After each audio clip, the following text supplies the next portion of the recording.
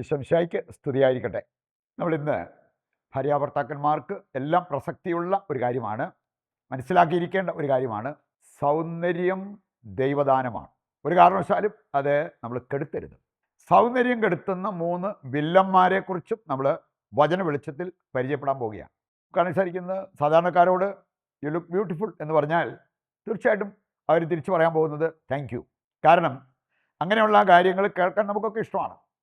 You are beautiful, you are handsome. അല്ലെങ്കിൽ അതുപോലെ ആത്മീയതയിൽ ചിന്തിക്കുന്ന ചില വ്യക്തികളാണെങ്കിൽ ഒരു സംഭവമുണ്ട്. ലീമായിലെ വിശുദ്ധ റോസ്, അവളോട് ആരോ പറഞ്ഞു യു ലുക്ക് സോ ബ്യൂട്ടിഫുൾ, നീ അതീവ സുന്ദരിയാണ്. അത് കേട്ടിട്ട് അവൾ ചെയ്തൊരു കാര്യം, പച്ചക്കുരുമുളക് അരച്ച് ഫേഷ്യലിംഗ് നടത്തി. അങ്ങനെ ചെയ്താൽ അങ്ങനെ ഇരിക്കും നമുക്കറിയാം. ഞാൻ അവൾ പറഞ്ഞത് എനിക്ക് ആ സൗന്ദര്യം വേണ്ട. മറ്റുള്ളവരെ അത് പ്രലോഭിപ്പിക്കുന്ന ഒരു കാര്യമാണെങ്കിൽ എനിക്ക് ആ സൗന്ദര്യം വേണ്ട. അവളുടെ കൈ വേണേ ഷെയ്ക്ക് ഹാൻഡ് ചെയ്ത സമയത്തായിരിക്കാം ആരോ സൂചിപ്പിച്ചു, rose your hand is so soft, നിൻ്റെ കൈ എന്ത് മൃദുലം. ഇത് കേട്ടത് ലീമായിലെ വിശുദ്ധ റോസ് ചെയ്തത് ചൂട് ചാരത്തിൽ അമർത്തി അവളുടെ ഉള്ളം കൈ അത് റഫാക്കി പരിക്കനാക്കി മാറ്റി. ഇതൊക്കെ അതീവ ആത്മീയത, അങ്ങനെയുള്ള ചിന്തകളിലൂടെ കടന്നു പോകുന്നവരൊക്കെ അങ്ങനെയൊക്കെ ചെയ്തെന്ന് വരത്തുള്ളൂ. ഒരു കാര്യം നമ്മൾ മനസ്സിലാക്കിയിരിക്കുന്നത് നല്ലതാണ്. നമ്മുടെ അശ്രദ്ധ കൊണ്ട് നമ്മുടെ സൗന്ദര്യം നമ്മൾ കളയരുത്. കാരണം ദൈവം തന്നിരിക്കുന്ന ദൈവത്തിൻ്റെ ഒരു ദാനമാണ് സൗന്ദര്യം. നമ്മുടെ അശ്രദ്ധ കൊണ്ട്, പാപം കൊണ്ട് അത് നശിപ്പിക്കുന്നത് ഒരിക്കലും നല്ലതല്ല. നമുക്ക് ആ ഒരു 3 വില്ലന്മാരെ കുറിച്ച് മനസ്സിലാക്കിയിരിക്കാം. നമ്മുടെ സൗന്ദര്യം കവരുന്ന 3 വില്ലന്മാർ. ഒന്നാമത്തെ കാര്യമാണ് രോഗം. ഞാനൊരിക്കൽ ഒരു ആശുപത്രിയിൽ ഒരു നേഴ്സിനെ കണ്ട് പ്രാർത്ഥിച്ചതാണ്. അവരുടെ ബാച്ചിൽ ബെസ്റ്റ് സ്റ്റുഡൻ്റ് ആയിരുന്നു, കാണാൻ മിടുക്കിയായിരുന്നു, പഠിത്തത്തിന് നമ്പർ 1 ആയിരുന്നു. പക്ഷേ ക്യാൻസർ രോഗം വന്നു കഴിഞ്ഞപ്പോൾ അവളുടെ കോലം. വേണമെങ്കിൽ നമ്മുടെ സൗന്ദര്യം, നമ്മുടെ ആരോഗ്യം, ഇതെല്ലാം ഒരു രോഗത്തിന് നശിപ്പിക്കാൻ പറ്റും. വേണമെങ്കിൽ ചില സിനിമാ നടിമാർ ഒരു കാലത്ത് കത്തി നിന്നവർ ഇതുപോലത്തെ ചില രോഗാവസ്ഥകൾ വന്നിട്ട് ഇന്നത്തെ അവരുടെ ഷേപ്പ് മീഡിയ വഴിയൊക്കെ അവർ എടുത്ത് കാണിക്കുന്നുണ്ട്.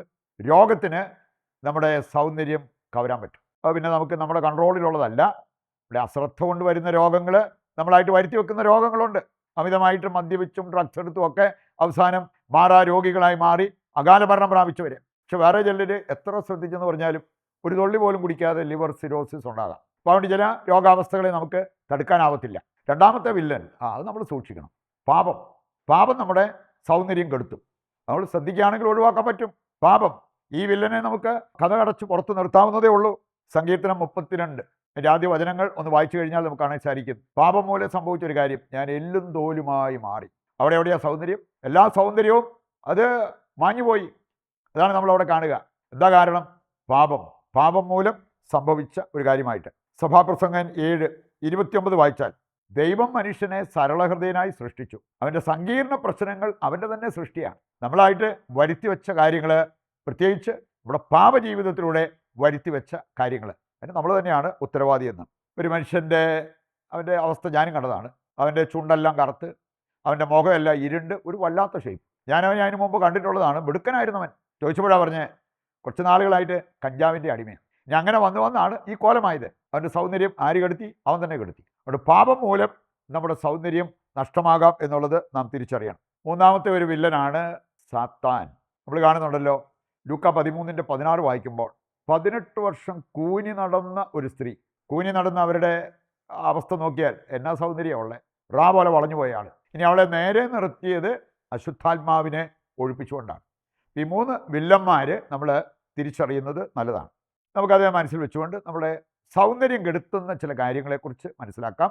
ഭർത്താവാണെങ്കിലും ഭാര്യയാണെങ്കിലും അത് തിരിച്ചറിഞ്ഞു കഴിഞ്ഞാൽ ഒഴിവാക്കാവുന്ന കുറേ കാര്യങ്ങൾ ഉണ്ട്. നമ്മുടെ സൗന്ദര്യം നഷ്ടപ്പെടാതിരിക്കാൻ അത് നമ്മെ സഹായിക്കും. ആദ്യം നമുക്ക് ഭർത്താക്കന്മാർക്കുള്ളത് കാണാം. ഭർത്താവിൻ്റെ സൗന്ദര്യം കെടുത്തുന്ന ചില കാര്യങ്ങൾ.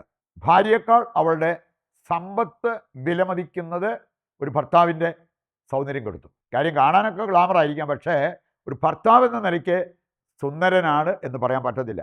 ഭാര്യ ആയിരിക്കണം സമ്പത്ത്, അല്ലാതെ അവൾ കൊണ്ടുവന്ന സമ്പത്തല്ല അവളെക്കാൾ വില കൽപ്പിക്കേണ്ടത്. പ്രഭാഷകൻ 36:29, ഭാര്യ ആയിരിക്കണം ഒരു ഭർത്താവിന് സമ്പത്ത്. അപ്പം അത് നമ്മൾ സീരിയസ് ആയിട്ട് എടുക്കണം. മറ്റൊന്ന്, നമ്മുടെ ഒരു ഭർത്താവിനെ വില കെടുത്തുന്ന ഒരു കാര്യമാണ് വാക്ക് പാലിക്കാതിരിക്കുന്നത്. ചിലർ ഭാര്യയ്ക്ക്, മക്കൾക്ക് ഒക്കെ പലതും വാഗ്ദാനം ചെയ്യും, പക്ഷേ വാക്ക് പാലിക്കത്തില്ല. അത് അവരുടെ സൗന്ദര്യം കെടുത്തും.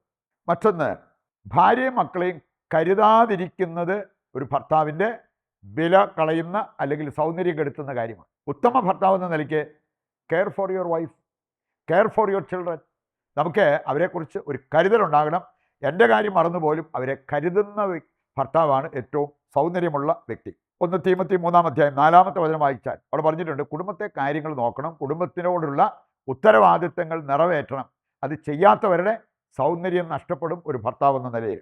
1 പത്രോസ് 3:7 വായിച്ചാൽ വിവേകമില്ലായ്മ, അതുപോലെ തന്നെ ഭാര്യയോട് ബഹുമാനമില്ലായ്മ, ഈ 2 കാര്യങ്ങൾ നിൻ്റെ സൗന്ദര്യം കെടുത്തും. വിവേകപൂർവ്വം നമുക്ക് ഭാര്യയെ കാണാൻ പറ്റണം, മക്കളെ കാണാൻ പറ്റണം, അതുപോലെ തന്നെ ബഹുമാനത്തോടെ അവരെ കാണാൻ പറ്റണം. അതില്ലെങ്കിൽ നിൻ്റെ സൗന്ദര്യം നഷ്ടപ്പെടും. പ്രഭാഷകൻ 21:12 വായിച്ചാൽ ഇന്ന് ചില ഭർത്താക്കന്മാർക്കുള്ളതാണ് നീരസം വളർത്തുന്ന സാമർഥ്യം. അവർക്കാണ് കാര്യങ്ങളെല്ലാം അറിയാവുന്നത്, ഭാര്യയ്ക്കും മക്കൾക്കും ഒരു വിവരവും ഇല്ല എന്നൊക്കെയുള്ള രീതിയിൽ ചിലപ്പോൾ സംസാരിക്കുകയും പെരുമാറുകയും ചെയ്യുന്നത്. അങ്ങനെ സ്മാർട്ടാകുന്ന വ്യക്തികൾ അത് നീരസം വളർത്തുന്ന സാമർഥ്യമാണെന്ന്. നമുക്കിനി ഭാര്യമാരുടെ സൗന്ദര്യം കെടുത്തുന്ന ഏതാനും ചില കാര്യങ്ങൾ കൂടി മനസ്സിലാക്കിയിരിക്കാം. സുഭാഷിതങ്ങൾ 22:14 ദുഷ്ചരിതയുടെ വാക്ക്. ദുഷ്ചരിത, ദുഷിച്ച ജീവിതം നയിക്കുന്ന അല്ലെങ്കിൽ ഈ നന്മയിൽ നിന്നും വ്യതിചലിച്ച് ജീവിക്കുന്ന ഒരു സ്ത്രീ, അവളുടെ വാക്ക് അഗാധ ഗർത്തമാണ്. സുഭാഷിതങ്ങൾ 23:27 വേശ്യയെക്കുറിച്ചും പറഞ്ഞിരിക്കുന്നത് അവളൊരു അഗാധ ഗർത്തമാണ്. പ്രഭാഷകൻ 26:22 വായിച്ചാൽ സ്വൈരിണി ഇടുങ്ങിയ കിണറാണ്, വേശ്യ തുപ്പലിനേക്കാൾ വില കെട്ടതാണ്. അപ്പോൾ അവർക്ക് എന്ത് സൗന്ദര്യം ഉണ്ടാവും? കാണാനൊക്കെ നല്ല സൗന്ദര്യം ഉണ്ടായിരിക്കാം, പക്ഷെ ഒരു ഭാര്യ എന്ന നിലയ്ക്ക് അവർക്ക് സൗന്ദര്യമില്ല. വീണ്ടും നമ്മൾ കാണുന്നുണ്ട് പ്രഭാഷകൻ 32:4 അനവസരത്തിൽ സാമർഥ്യം കാണിക്കുന്നത്. ചിലർക്ക് പറ്റുന്ന ഒരു കുഴപ്പം അതാണ്, ഒരു വലിയ സമർത്ഥനാണെന്ന് അവർ സ്ഥാപിക്കാൻ നോക്കും, പക്ഷെ അത് അനവസരത്തിൽ, അത് നല്ലതല്ല. പ്രഭാഷകൻ 25:13 മുതൽ വായിച്ചാൽ ഭാര്യയുടെ കുടിലത, വിക്കട്ട്നെസ് എന്ന് ഇംഗ്ലീഷിൽ പറയും. കുടിലത ഹൃദയക്ഷതം ഉളവാക്കും. അപ്പം അങ്ങനെയുള്ളവരെങ്ങനെ സൗന്ദര്യമുള്ളവരാകും? 25:7-23 വചനങ്ങൾ. പ്രഭാഷകൻ 25-ാം അധ്യായത്തിൻ്റെ 7-ാമത്തെ വചനവും 23-ാമത്തെ വചനവും. ദുഷ്ടത ഒരു ഭാര്യയുടെ സൗന്ദര്യം കെടുത്തും. ദുഷ്ടത കാഴ്ചയ്ക്ക് എങ്ങനെ സൗന്ദര്യം ഉണ്ടെന്ന് പറഞ്ഞാലും ദുഷ്ടതയാണ് ഉള്ളിൽ കുടികൊള്ളുന്നത് എങ്കിൽ അവരുടെ സൗന്ദര്യം കെടുത്തും.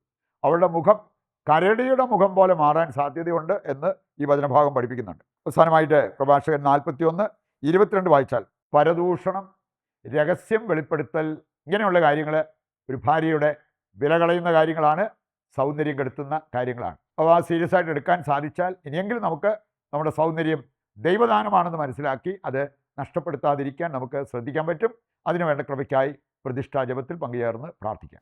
ദൈവത്തിൻ്റെ വചനം ശ്രവിച്ച നമുക്ക് ആ വചന നിറവിൽ നമ്മുടെ എല്ലാ ആവശ്യങ്ങളെയും ഇതിൻ്റെ എല്ലാ പ്രാർത്ഥനാ നിയോഗങ്ങളെയും കർത്താവിൻ്റെ കരങ്ങളിൽ സമർപ്പിച്ച് ദിവ്യകാരുണ്യത്തിൻ്റെ ആശീർവാദം നമുക്ക് സ്വീകരിക്കാം. യേശുവേ നന്ദി, യേശുവേ സ്തുതി, ഹല്ലേലൂയ, യേശുവേ ആരാധന, യേശുവേ നന്ദി.